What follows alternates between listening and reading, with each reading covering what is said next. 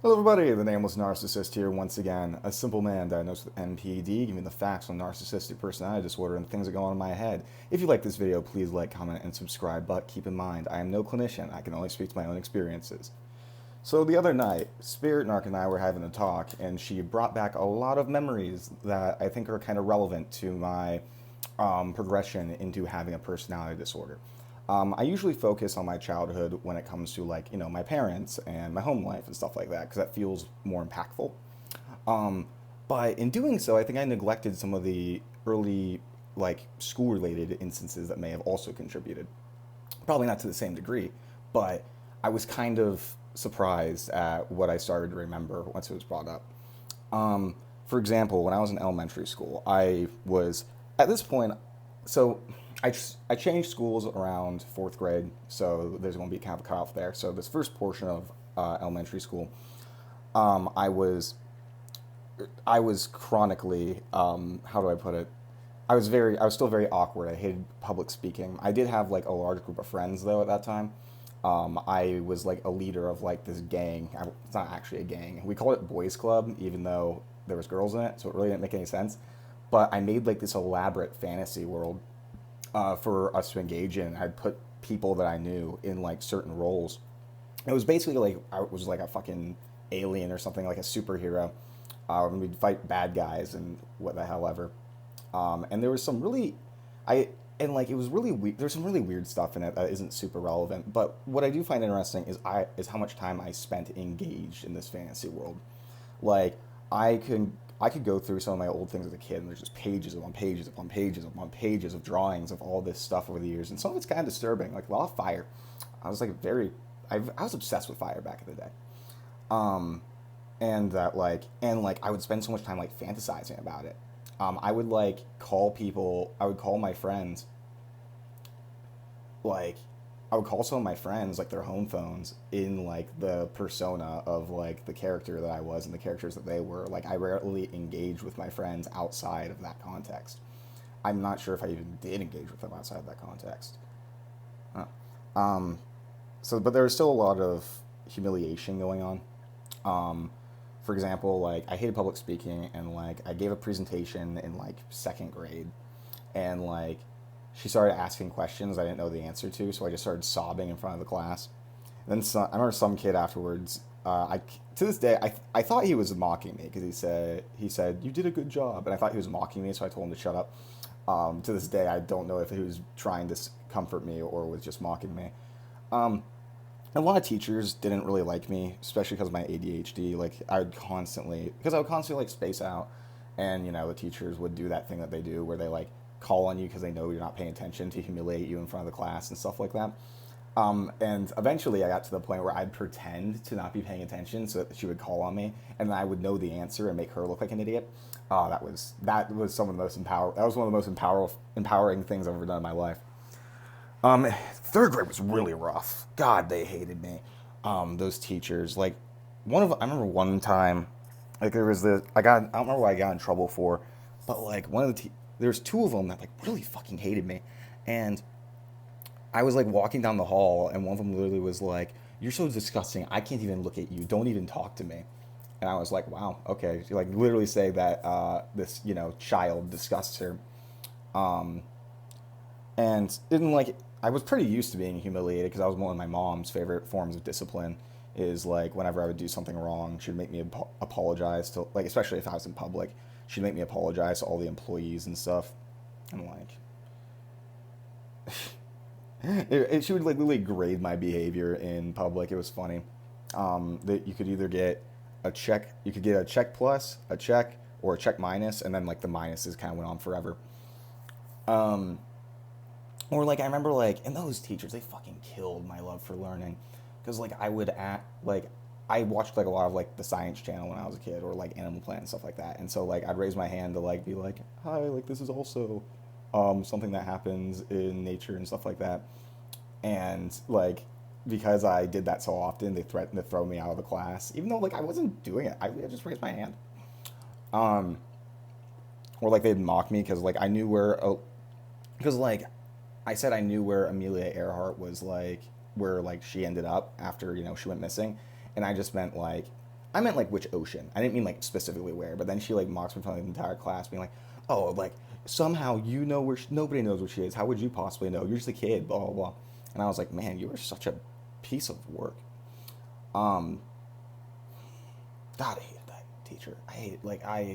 I still have fantasies of like teachers from that time of me being an adult and just punching them in the face. Like, oh, try that for some EMDR. Like, what would you do now? Yeah, I decked them. They were horrible to me. Make me stand in front of the, God, I fucking hated them. Anyway, so we move, and like, so I have to start my cult over. I end up eventually getting like some friends in fourth grade. And it was really funny because I would have my little cult, and like there was this little area on the playground, and it was like 4 tires that like made like have like a little square, and I would just like stand there like this and make my friends, in quotes, I guess my subjects, go in there and like fight each other while I just watched all triumphantly. That was a powerful feeling. Um, and like, but then once like middle school hit, I didn't have any friends in middle school, like any, and I was like really weird and fat and like ugly, and like everyone knew it. People would like people would mock me because I would cry a lot. I wouldn't get that. I would only get angry at home. I never really got angry at school back then. And like I remember once this kid was like, it was like a dare to like touch me because I was so disgusting. God, I hated myself. God. My anger did get really bad then at home. And of course, home wasn't great either. For those of you that know that. And like, I remember I used to read this.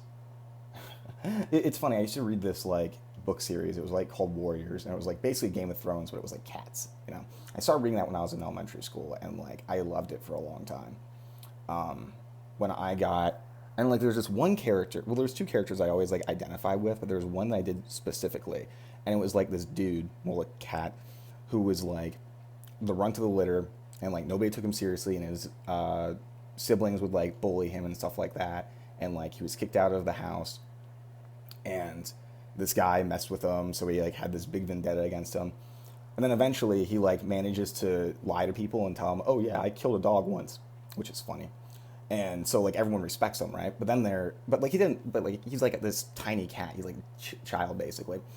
And eventually like some like rogue cats, as they called them, just like they weren't really part of any organization because there's a lot of like, it was weird. They were like in his territory, so to speak. And so his buddies are like, hey, you gotta deal with that. So he goes over and tells them to leave, and they like laugh at him. And like in that moment, he's like humiliated again. He like feels like he's back where like when he was like in his old home and stuff like that, and just like out of anger, just fucking slices the fucking one of the cat's necks and just bleeds out on the ground, and like everyone's like shook, like even like because he called him, and he used to be called Tiny, but then he called himself Scourge because he felt like he needed a new name. And after that, like he was just like everyone was like terrified of him. He was like this badass. He eventually got revenge on the person who like messed with him when he was a kid. His family came back, and like he like begging him, being like, oh, I need help now. He's like, you were never there for me, and like you don't know the meaning of family. You guys are pieces of shit. You guys can eat and sleep here, but then you have to go. And like just had this whole grandiose rant about it. And I like looked up to this cat so fucking, funnily enough, when I say it like that, I looked up to him so much. I wanted to be him. I wanted that like to be that person that like everyone for my entire life was just like looking down at me and underestimating me. But then like they didn't know what I was capable of though. And just like showing that in just like a huge show of force. God. Then yeah, and like that went on for a while. That's when like back then I just don't even like thinking about it that much because I'm trying to remember more stories of like I was just so lonely. I just had no friends, and everyone hated me and thought I was gross and weird and would mock me. And like that's when I like it's around the end of middle school, and I kind of had my like whole rebirth, as I call it, where I like looked in the mirror and just like thought about how ugly and disgusting I was, and how I needed to change myself, how I'm going to change myself. And then from that day forward, I had a ritual where I would take a straight razor that I had, and every morning I would cut across the area of the mirror that my neck was at. And like, and then that's when I learned like that's when I started studying people and like trying to perfect like my voice, my voice, like my gregariousness. I wanted to start being like, "Hi, I'm here. I'm Jacob." Blah blah blah. Just bigger than life. I like that's when I like started doing my smile, where like I try to smile at like literally just to look friendly at literally everything, just this jokey persona. Especially when like the first friend I ever made was in high school or like late middle school, and I remember like I said like a joke under my breath, and the guy next to me starts laughing, and he's to this day he's one of my best friends, and he starts laughing, and like he was like, man, like I know you're so quiet, I didn't know you were so funny, et cetera, et cetera, and like that's when I learned like, oh, humor's the way to go. Humor's how I get people to love me, and like from then for that point forward, I was just like perfecting and perfecting, like trying things out, and then when it trying things out to see if it would work, and if it would work, I would like use that on other people too, just reinforcing this. And then the thing that didn't work, I would just change. I get so frustrated with people because they'd be like, "Oh, I don't like this thing about myself." I'm like, "Well, change it. Just change it." And then it finally got solidified when, for the first time in my life, a group of people wanted to hang out with me outside of school, and that's when like everything changed. I was like no longer pathetic. I was no longer a loser. I like had friends, and these people respected me, and I was like their leader, quote unquote, because mainly because it was my house was the one that was always empty. So like they could all come over and stuff, and like then I would what I would do is I would basically find other people who were like not outcasts, but like weren't really part of like a clique. Like I wouldn't talk to losers, but I'd find people who like weren't really part of a clique and like befriend them and then bring them into this my empire. My like I had this huge social network that like and people knew, and all I asked for, like I would bring in the lonely and I would give them a home. That's what I did. And all I asked was a little bit of loyalty. That's all I fucking wanted, was just a little loyalty to me. And of course, everyone would try to stab me in the back every chance that I got. But I made sure that like people knew not to mess with me. They knew I was fucking crazy. Between like my violence and my violence wasn't too bad, especially towards the end. They knew how angry I was. They knew how they knew that like I was willing to do things that nobody else was willing to do. They knew that like if they one wrong move, and boss man would make sure you never talk to anybody for the rest of high school. And I did that to a few people, and I have no regrets about those who betrayed me. I mean, Jacob giveth and Jacob taketh away. Oh my god. Then and like people never understood why I took it so seriously, these betrayals and stuff like that. And that's what people never understood, is like at the end of the day, they had somewhere where they could go home and like everyone would love them no matter what. No matter what happened at school, no matter what happened in our social circle and stuff like that. They had somewhere to go. I didn't. That's all I had.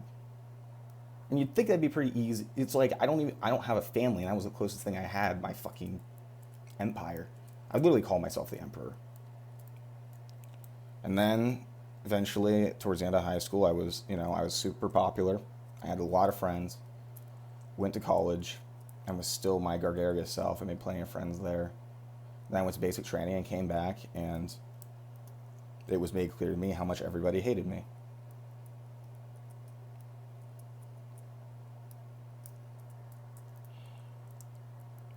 Whatever, though. I was pathetic. Fucking pathetic. I was so disgusting. Every step of the way, I just look back at myself and think just how stupid I was. Every year, it feels like I'm a new person and I can't believe how insane and stupid the person last year was. It feels like I'm constantly fixing myself, constantly changing. It feels like I'm new. It feels like I'm rebuilding myself so consistently. Because I have to. God. Well, that was my school experience. You can kind of see how some of that, like, how some narcissism was bleeding through. I mean, hell, I remember when I was, like, another time in, like, I remember once I got really upset. I literally cried saying how, like, if this family would listen to me, we'd be rich by now. Or, like, we went to Kentucky for something, I don't remember why, and I'm like, I'm the smartest person in this entire state. Like, I was saying grandiose stuff really early on. I also knew I didn't have empathy, but I was so fucking sensitive. Sensitive to everything. It was so confusing. I didn't know what shame was, and it was just so confusing. Oh well. That's it. Take your fucking meds, please.